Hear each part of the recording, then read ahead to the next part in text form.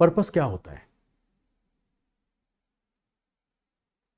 What is purpose? Purpose क्या होता है लाइफ का? किसी भी चीज का, इन जनरल। ओशो का कहना है कि लाइफ का पर्पस कुछ होना ही नहीं चाहिए, लाइफ का पर्पस लाइफ होना चाहिए। I agree with him to some extent. कुछ लोग हर बंदे का अपना एक थॉट प्रोसेस है, सबका फेथ होता है। We should respect everybody including Osho, because उनके भी बहुत सारे फॉलोअर्स हैं। ठीक है, I may not agree with him, may not agree with everything, जो हर चीज़ बोलते हैं शायद मैं सबसे एग्री नहीं करूं, बट पर्पस मतलब, पर्पस का हिंदी या मराठी में बताने क्या होता है? उद्देश्य। तो ये पर्पस, तो इन्होंने अपनी लाइफ का पर्पस ये बनाया कि मेरी लाइफ का पर्पस ये है कि उनको वो पौधे को बड़ा करना था, जब तक हैं तब तक उसमें पानी डालना था, सो दैट ये बड़ा होकर किसी और को फायदा देगा। खुद के फायदे के लिए नहीं कर रहे थे। खुद के फायदे के लिए लोग खुशी वाले काम करते हैं, सेटिस्फैक्शन वाले काम बहुत बार औरों के फायदे के लिए होते हैं, खुद को सेटिस्फैक्शन मिलता है। ठीक है, सो लाइफ में या इन जनरल इंसान का कुछ तो पर्पस होना चाहिए, राइट? यहां पे कोई सही और गलत नहीं है। Whatever discussions we are having, no right and wrong. ठीक है, मैं भी कुछ गलत बोल सकता हूं, आप भी गलत बोल सकते हो, हम आपस में एक दूसरे को करेक्ट कर सकते हैं, है ना विजय? बता, क्या है पर्पस, होता क्या है?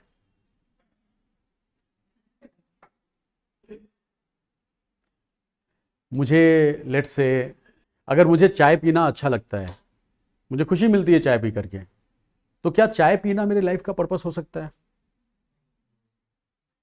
खुशी मिल सकती है उससे, राइट? मैं डेली करूंगा। आम खाना अच्छा लगता है, मैं सीजन में बिल्कुल मस्त आम खाऊंगा 3 महीने, बट लाइफ का पर्पस हो सकता है क्या वो?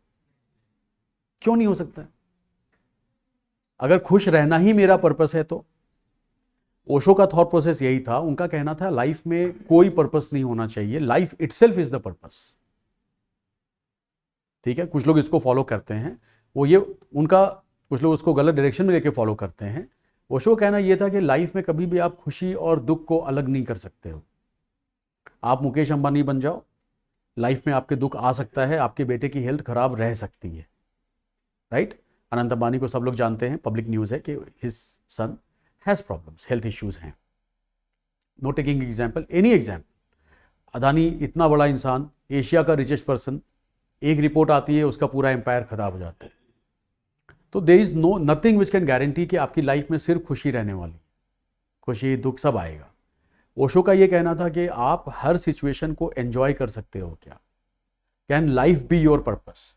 कि आप जब रहोगे, जैसे रहोगे, उसी में खुश रहोगे, उसी को एंजॉय करते रहोगे। दैट इज व्हाट ओशो का ज्ञान था, जो मुझे कुछ हद तक अच्छा लगता है कि ये जहां भी रहो, जैसे भी रहो, एस्पिरेशन रखो कि हाँ मुझे ऊपर जाना है, बड़ा करना है, पर उस रास्ते को एंजॉय करते रहो। मैं भी वही कोशिश करता हूं। कितने साल से काम कर रहे हैं? 18-20 साल हो गए काम करते हुए।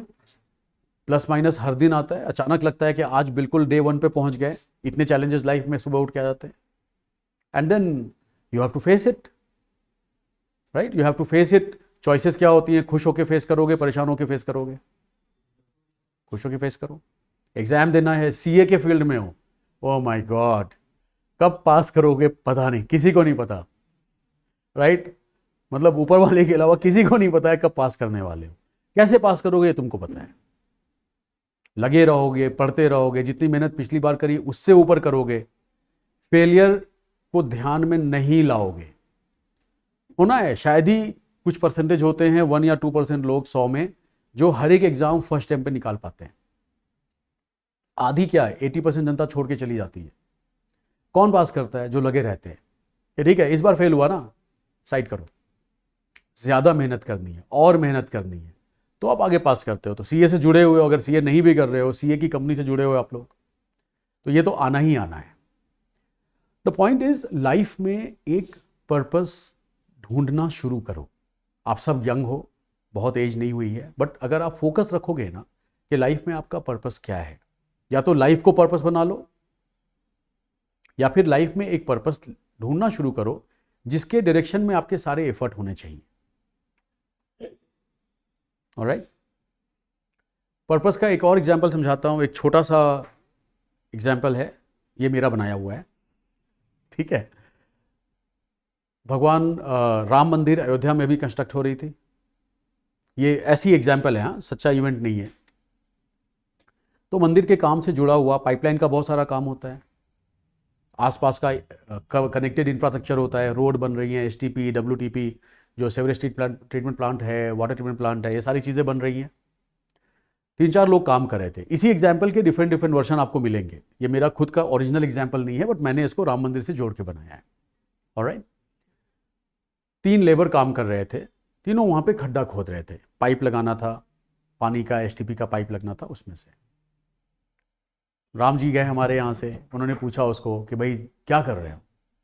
पहले लेबर ने बोला मैं खड्डा खोद रहा हूँ, बिकॉज उसका पर्पस था कि मुझे खड्डा खोदना है।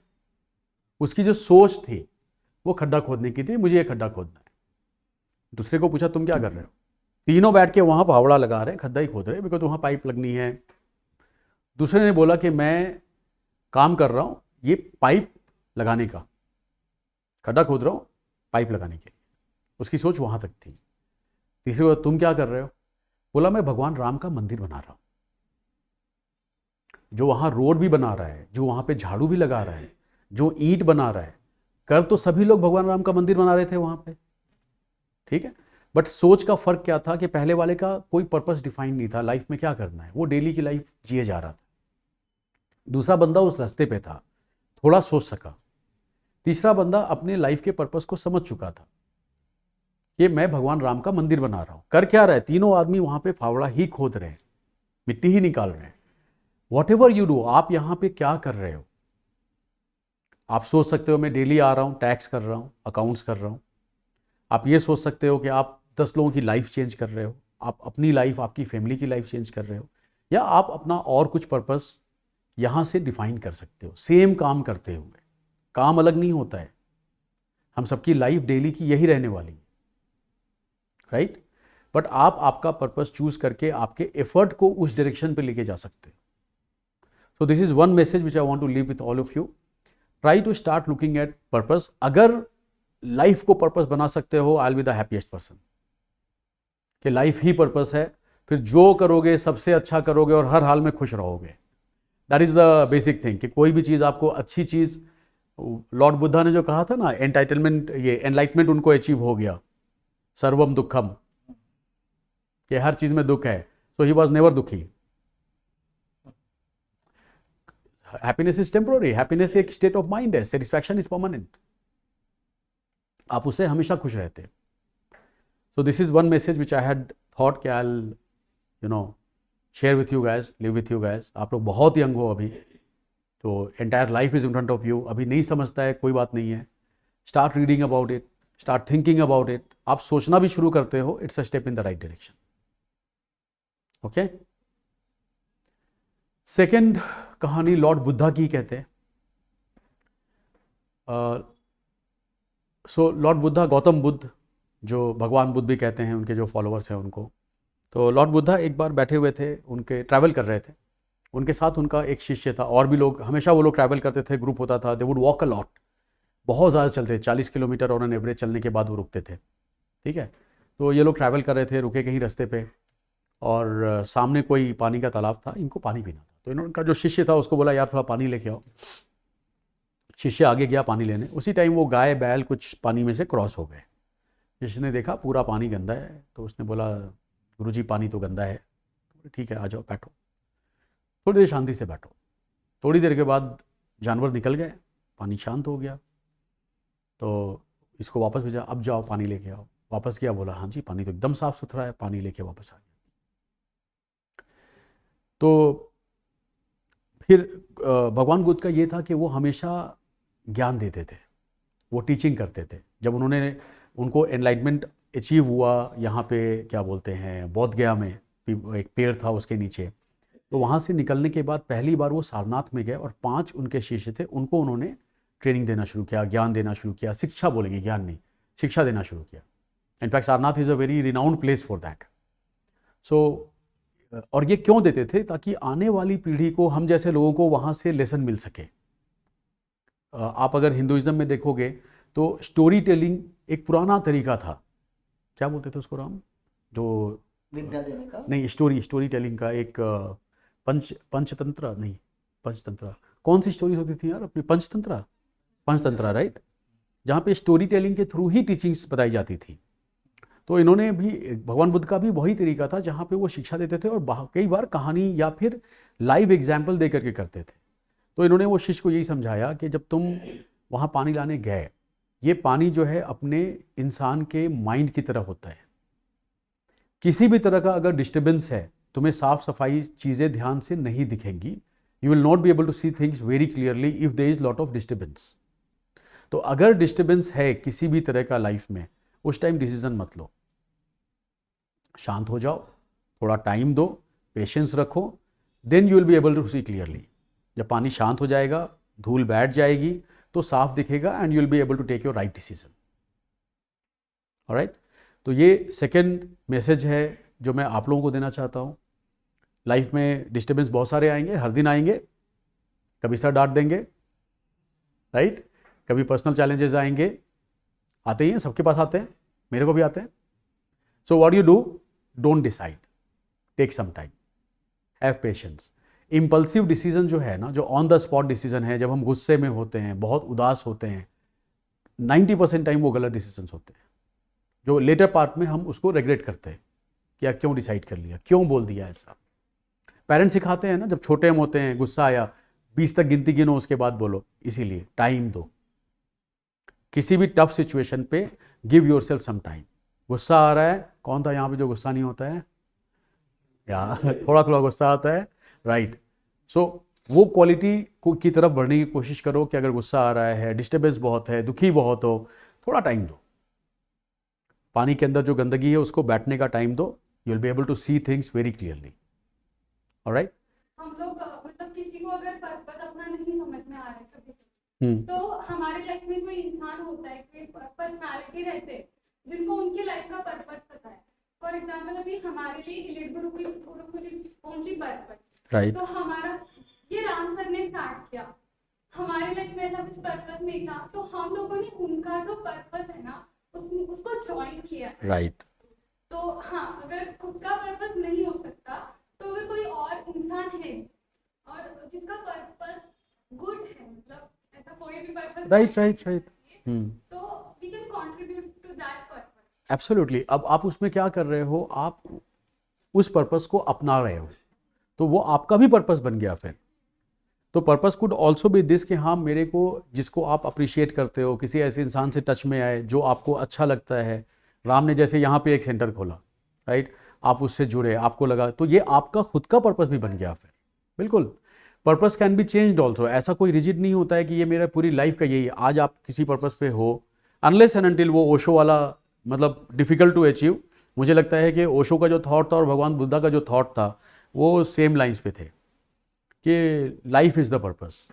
बट अदर वहाँ पहुँचने में टाइम लगता है, कई बार एक साथ वो होता नहीं है, बिकॉज आज भी गुस्सा आ ही जाता है, राइट, दुख हो ही जाता है। तो वहाँ तक पहुँचने में टाइम लगेगा, बहुत एफर्ट लगेगा, अपने आप को पूरा चेंज करना पड़ेगा। बट मोक्ष प्राप्ति जो होती है ना वो वाले लाइन पे है वो। बट ये तब तक इट कैन, एंड इवन अगर नहीं समझ में आता है कि क्या पर्पस है, कोई दिक्कत नहीं है, as long as you are conscious of it कि हाँ यार, मैं अपना लक्ष्य ढूंढ रहा हूँ, इट्स फाइन। आप किसी को सपोर्ट कर रहे हो, आप किसी जो भी चीज़ें हैं वो तो नॉर्मल हैं, ऐसा कुछ आप नया डिस्कवर नहीं करने वाले हो।